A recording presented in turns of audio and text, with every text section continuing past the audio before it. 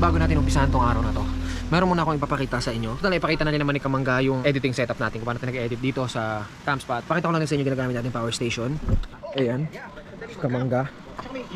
Yes, so dun pa lang agad, swabe na. Ito, Blue Yeti AC 200p.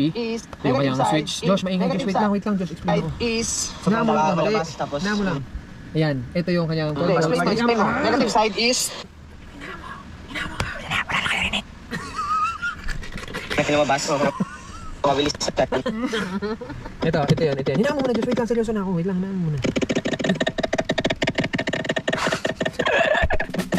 Ito siya, Blue Yeti AC 200p. Yan, 2,000 watt hour siya. So, dito nakasaksak yung ating laptop. So, yan, 6 yung pwedeng saksak. 1, 2, 3, 4, 5, 6. Ito, USB 5 volts, 3 amp. Same yan.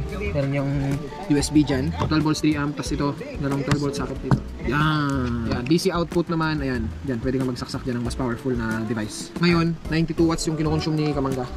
Pag pinlay niya yan, play mo. Yeah, kita mo 137, 114, yan siya naglalaro. So, kumakain ng energy mas malakas pagka naka-on yung ating editing software. Itong ibabaw niya naman, dito naman, pwede mag-charge ng cellphone. Ayan, ito natin yan. Yun, ito mabilis no? Yan. Oh, see? Charging. Yun ang kanyang mga features. Ito naman, mga charging port niya. Pwedeng solar dyan at saka pwedeng AC. So, magkano siya kalaki Kamangga? Sukat mo nga. Ganito ka. Yan, ganyan. Tapos ang height niya, yan, ganyan kataas.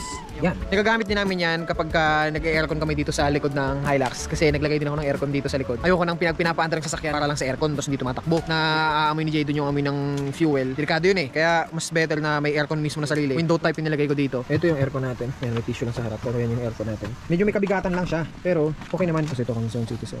Available ito sa Lazada natin tsaka sa Shopee ha. Huwag kayo bibili ng peke. Kailangan mo lang ng adapter. Yan, saksak mo dito. Yan. Abang nyo. Ano natin itong aircon? Yan. Nigyan yan?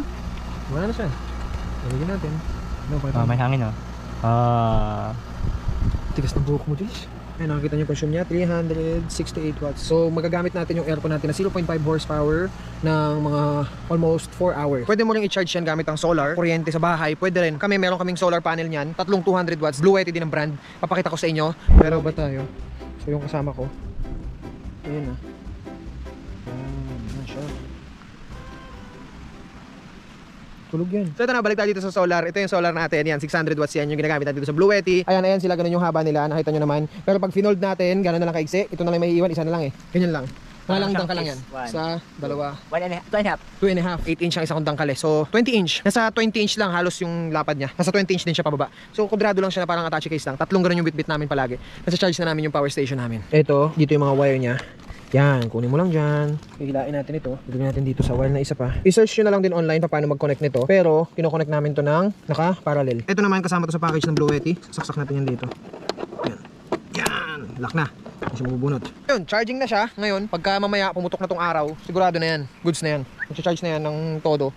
Tapos mapupuno na yan. So nakita nyo naman kanina na pagana natin yung aircon. Hindi naman na siguro natin kailangan pang subukan pa ng mga kununong matitindi pa. Kasi aircon pa lang kagad. Mapapalaban na siya. And pinakitaan nyo naman tayo. Freezer, gagana dito. Ref, gagana dito. TV, gagana dito. Electric fan, gagana dito. Cellphone, lalong-lalo na. Dahil nga more than 2,000 watts ang kaya niyang paganahin. 2,000 watt hour din yung kanyang capacity ng battery.